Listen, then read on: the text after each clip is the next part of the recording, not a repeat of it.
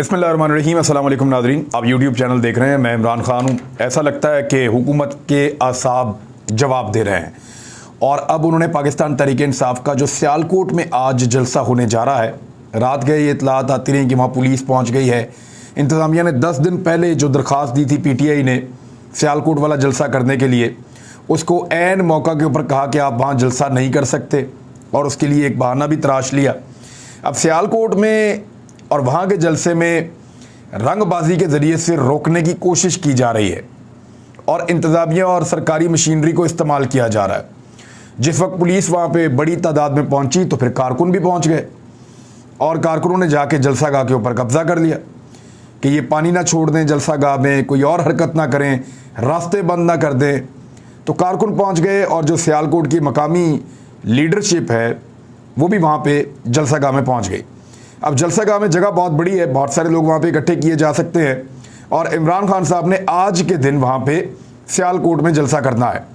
सियालकोट का जलसा इसलिए भी बहुत अहम है कि शरीफ ख़ानदान के बाद जो अहम तरीन लोग हैं उनमें से एक ख्वाजा आसिफ है और ये ख्वाजा आसिफ का शहर है जहाँ पे ये जलसा होने जा रहा है।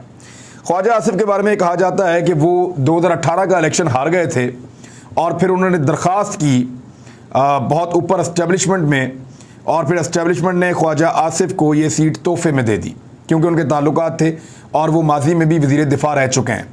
तो ख्वाजा आसिफ अब फिर कैसे अपने शहर का दिफा करते हैं और पाकिस्तान तहरीक इंसाफ को कैसे रोकते हैं, क्योंकि PMLN ने बहुत सारे फैसले किए हैं अभी तक बरतानिया में और जैसे जैसे वो फैसले कर रहे हैं उनके अंदर अग्रेशन आती जा रही है, उनके बयानात में गुस्सा आता जा रहा है। वो प्रेस रिलीज कोई और जारी करते हैं लेकिन उनके एक्ट कुछ और बता रहे हैं। अगर सियालकोट के अंदर वो रोकेंगे तो फिर उस्मान डार ने और पाकिस्तान तहरीक इंसाफ ने ये अनाउंस किया है कि वो फिर सियालकोट का पूरा शहर बंद कर देंगे। अगर पाकिस्तान तहरीक इंसाफ को जलसा करने से ज़बरदस्ती रोका गया तो पूरा शहर सियालकोट जो है उसको बंद कर दिया जाएगा और फिर हर सड़क के ऊपर जलसा होगा। वैसे अगर ये हुकूमत वक्त कर गुजरे तो इमरान खान का जो काम 20 तारीख के बाद होना है वो ऐसा लगता है कि 20 तारीख से पहले हो जाएगा, क्योंकि जब आप जलसों में रोड़े अटकाते हैं और इस किस्म की हरकतें करते हैं तो उसका फ़ायदा हमेशा अपोजिशन को होता है। मरीम नवाज़ और हमदा शहबाज 5-4 हज़ार बंदे का लॉन्ग मार्च लेकर इस्लामाबाद गए थे, किसी ने नहीं रोका, आने दिया। बिलावल चंद हज़ार लोगों को लेकर इस्लामाबाद गए थे, किसी ने नहीं रोका, आने दिया। फजलुर रहमान 10-12 हज़ार बंदा लेकर इस्लामाबाद गए थे, किसी ने भी नहीं रोका, आने दिया। फजलुर रहमान ने इस्लामाबाद में धरना दिया, किसी ने नहीं रोका, आने दिया। मरीम नवाज़ कन्विक्टेड मुजरिमा हैं, मुलजिमा नहीं मुजरिमा हैं, ज़मानत में हैं। उन्होंने पाकिस्तान के तूलो अर्ज़ में हर जगह पे जलसे किए, उनको नहीं रोका गया बल्कि उनको जलसे करने दिए गए। अब क्योंकि एक फाशिस्ट किस्म की इम्पोर्टेड गवर्नमेंट है लिहाजा वो कोशिश करेंगे कि जलसे ना किए जा सकें और इसको ट्राई किया जाएगा एक ख्वाजा आसिफ के शहर में सियालकोट में, जिसका अमल शुरू हो चुका है, और दूसरा राणा सनाउल्लाह के शहर फैसलाबाद के अंदर जहां पे 15 तारीख को यानी कल वहां पे जलसा है एतवार को। हफ्ते और एतवार के ये जो 2 जलसे हैं सियालकोट और फैसलाबाद, ये बहुत फैसला कुन जलसे हैं और PMLN के लिए बहुत मुश्किल सूरत हाल है, क्योंकि इन दोनों शहरों के अंदर एक दौर में PMLN बड़ी तगड़ी हुआ करती थी। PMLN से ये शहर छीन लिए हैं पाकिस्तान तहरीक इंसाफ ने। तो इस सूरत हाल में वो कोशिश करेंगे रेजिस्टेंस की, लेकिन अगर वो यहाँ पे ज़बरदस्ती करेंगे तो इमरान खान का काम शायद ज़्यादा आसान कर देंगे। PMLN को ये फैसला करना है आज ही के दिन में कि क्या उन्होंने इमरान खान को कामयाब करना है वक्त से पहले और लोगों की गिरफ्तारियां करके, ज़ोर ज़बरदस्ती, ताकत का इस्तेमाल करके, स्टेट मशीनरी को यूज़ करके हमजा शहबाज पे पर्चे करवाने हैं और ये सारी सूरत ख़राब करनी है, या एक समझदार हुकूमत की तरह मईशत को संभालना है, मामलात को देखना। अपोजिशन तो जलसे करती है, लेट देम डू, उनको उनका जलसा करने दें और आप अपना काम करते रहें जो आपसे नहीं हो रहा, क्योंकि वहाँ पे अभी तक कुछ भी तय नहीं पा सका। उल्टा अंदर से तनकीद कैसी आ रही है वो मैं आपको बता देता हूँ, लेकिन ये पाकिस्तान तहरीक इंसाफ ने अनाउंस किया है कि अगर ज़बरदस्ती हमारे जलसे रोके गए या हमारे बंदे पकड़े गए तो फिर हम सियालकोट शहर को बंद कर देंगे और फिर पाकिस्तान को भी बंद कर सकते हैं ये लोग, ये आप सब जानते हैं। दूसरी एक और खबर है, वो बहुत इंपॉर्टेंट है। इमरान खान साहब ने एक धमकी आमेज लहजा आप समझ लें या वार्निंग आप समझ लें जो उन्होंने दी है। और जो उनके जुमले हैं वो मैं आपको बता देता हूं। एक तो उन्होंने मुलाकात में बात की, और दूसरा जब उन्होंने जलसे के अंदर खिताब किया तो वहां भी उन्होंने बात की है। ये कप्तान की वार्निंग है, और वार्निंग उनको है जो हैंडलर्स हैं इस हुकूमत के, या जो सहूलतकार हैं इस हुकूमत को बनाने के पीछे। जो पसे पर्दा ताकतें कुव्वतें हैं, चाहे पाकिस्तान से बाहर या पाकिस्तान के अंदर, उनको इमरान खान साहब ने खुली वार्निंग दी है। वार्निंग क्या है? उन्होंने कहा कि पहले इलेक्शन होगा फिर कोई बात होगी। एक तो ये उन्होंने क्लियरली कह दिया, इलेक्शन करवाओ फिर बात करेंगे, लेकर आओ इलेक्शन की डेट और फिर हमारे साथ बात करो। दूसरा, उन्होंने बड़ा क्लियरली कहा कि मैंने बहुत सारे नंबर ब्लॉक कर दिए, मैं तो राब्ता ही नहीं सुन रहा, बात ही नहीं कर रहा, राब्ता कर ही नहीं रहा। इमरान खान साहब ने बहुत क्लियरली कह दिया है कि एस्टेब्लिशमेंट से पैगाम आ रहे हैं, बात नहीं कर रहा, उनके नंबर्स ब्लॉक कर दिए हैं। साथ ही साथ उन्होंने कहा कि उस वक्त से डरें जब साजिश के तमाम किरदारों के नाम सामने ले आऊंगा। ये मैंने आपको पहले भी बताया था, लेकिन थोड़े नरम अल्फाज में बताया था, लेकिन इमरान खान साहब बहुत क्लैरिटी के साथ आ रहे हैं। वो लीडर है अपनी जमात के, वो जैसे मर्जी कहें। उन्होंने कहा कि जानता हूं किस किस आदमी ने साजिश की है, यानी मेरी हुकूमत गिराने के पीछे साजिश में कौन कौन शामिल था, सबको जानता हूं। एक एक मीर जाफर की शक्ल मेरे दिल पर नक्श है। अब ये इमरान खान साहब ने क्लियरली कह दिया कि इससे पहले कि इमरान खान साहब का सबर जवाब दे और उस वक्त से डरें जब साजिश के तमाम किरदारों का नाम सामने ले आऊं, तो फिर इलेक्शन करें और फिर कोई और बात करें, यानी इलेक्शन की अनाउंसमेंट लेकर आएं, और इससे कम कुछ नहीं चाहिए। ये जी इमरान खान साहब का मौक़िफ़ है। इमरान खान साहब फौरी तौर पे इलेक्शन मांग रहे हैं। PMLN ने असेसमेंट अपनी की है, और अब तक का जो उनका फैसला मुझे पता चला है, वो इलेक्शन में जाना भी चाहते हैं और इलेक्शन में जाने से डर भी रहे हैं। शहबाज शरीफ साहब कायल कर रहे हैं कि बहुत बुरी सूरत हाल है पाकिस्तान में, इलेक्शन में ना जाएं, बहुत बुरा हाल हो जाएगा। 1-1.5 साल इंतजार करें, इनका जरा थोड़ा सा लोगों को ठंडा होने दें, हम कुछ ना कुछ करके अपने आप को ऊपर लाते हैं, फिर इलेक्शन लड़ते हैं। इस वक्त इलेक्शन लड़ना इमरान खान स्वीप कर जाएगा। दूसरी जानिब PMLN में एक सोच है कि जितना टाइम आप ज्यादा लेंगे उतना ज्यादा आप गहराइयों में धंसते चले जाएंगे, और इमरान खान साहब फिर इलेक्शन ज्यादा बेहतर अंदाज में जीतेंगे। तो दिस इज द टाइम के फौरी तौर पे इलेक्शन लड़ें। और इसी सोच की हामी मरियम नवाज हैं, नवाज शरीफ हैं, और दीगर जो मरियम नवाज के करीबी लोग हैं वो हैं। और इसीलिए वो डॉलर की कीमत ऊपर जाने का, या स्टॉक मार्केट के गिरने का, या महंगाई का सारा इल्ज़ाम वो इमरान खान साहब के ऊपर लगा रहे हैं।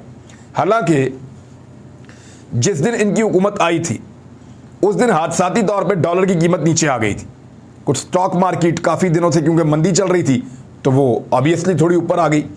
तो उस पर ना सिर्फ DGISPR ने तारीफ की थी, बल्कि इन सब ने बगले बजा बजा कर कहा था कि शहबाज शरीफ आ गया, देखो स्टॉक मार्केट ऊपर चलेगी, देखो डॉलर की कीमत कम हो गई। यानी हुकूमत के पहले दिन जो चीज़ें कामयाबी मिली उसको अपने खाते डाल लिया, और 1 महीने के बाद जो नाकामियां हो रही हैं वो डाल दिया पिछली हुकूमत के खाते में। या तो फिर ये भी कहें कि पहले जो डॉलर की कीमत कम हुई वो भी इमरान खान के खाते में डाल दें।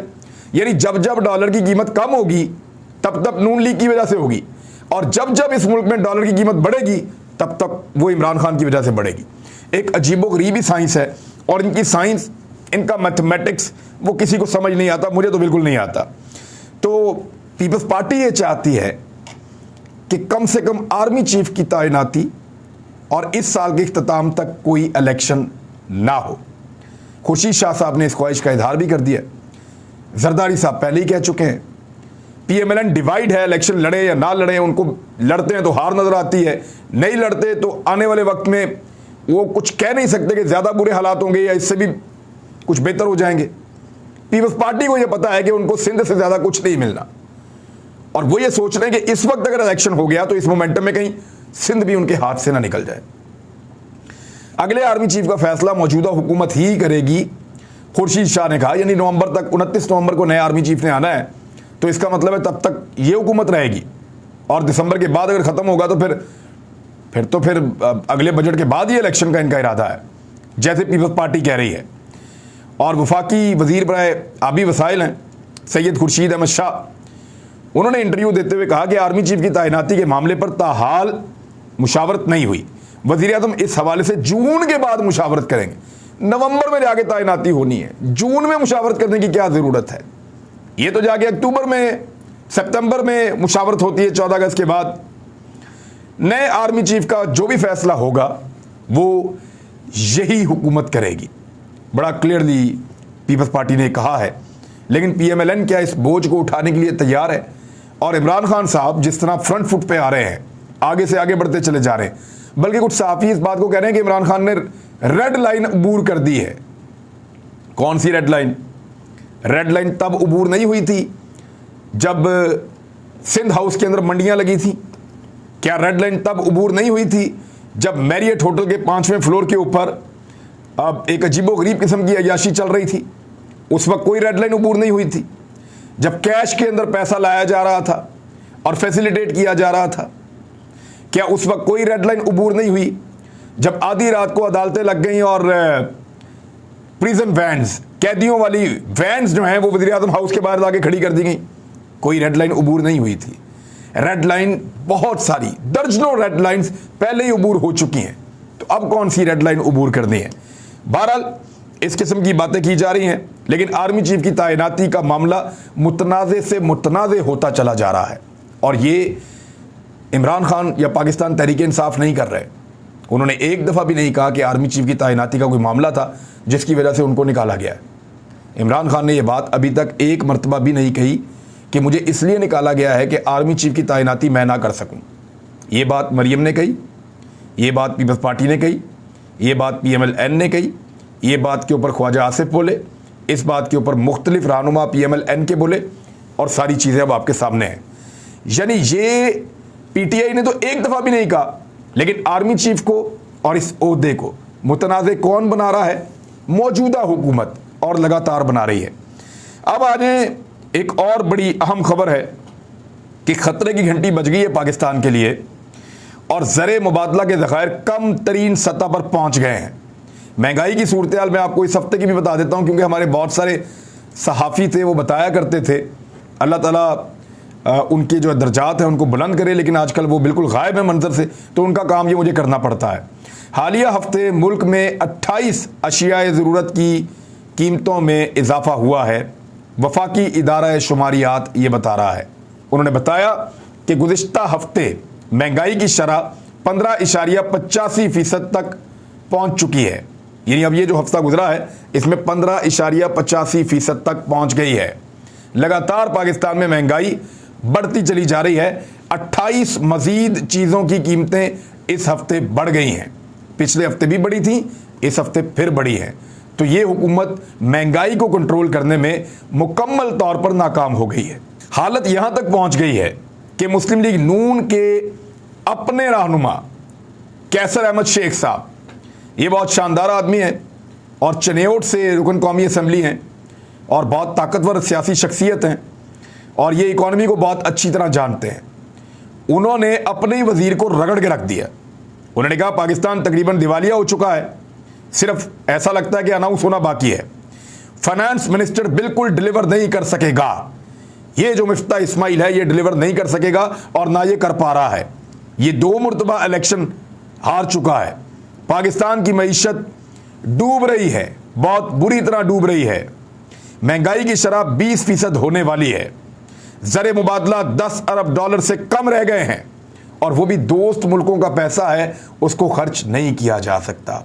ये कोई और नहीं कह रहा, पीएमएलएन के अपने वफादार एमएनए जो नवाज शरीफ के करीबी साथी हैं कैसर अहमद शेख चनेयोट से, ये बात वो कर रहे हैं।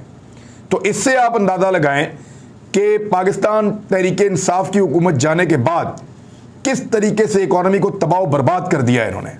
बहरहाल फैसला जो है वो हुकूमत वक्त ने करना है कि उन्होंने अपोजिशन को एहतजाज का हक देना है या पूरा पाकिस्तान बंद करवाना है, क्योंकि इस वक्त पाकिस्तानी जो हैं वो बहुत गुस्से में हैं। जहाँ भी इमरान खान साहब जाते हैं वहाँ तारीखी नौइयत का जलसा होता है। मर्दान के जलसे में भी उन्होंने रिकॉर्ड तोड़ दिए हैं। ऐसा लगता है कि JUIF और ANP से इन्होंने मर्दान भी छीन लिया है। यानी एक के बाद एक शहर वो फतह करते चले जा रहे हैं, और अब PMLN सिर्फ एक ही रास्ता इख्तियार कर सकती है कि या तो चुप करके वो देखे, या फिर वो गिरफ्तारियों का, रुकावटों का, झगड़े के अहकाम जारी करे, जिससे पाकिस्तान में अनारकी और फसाद पैदा हो जाए, लेकिन उसके नतीजे में किसी को क्या मिलेगा? अल्टीमेट सोल्यूशन पाकिस्तान का सिर्फ और सिर्फ इंतखाबात हैं और इसके अलावा कुछ नहीं। अब तक के लिए इतनी, अपना ख्याल रखिएगा, अपने इस चैनल का भी। अल्लाह हाफिज़।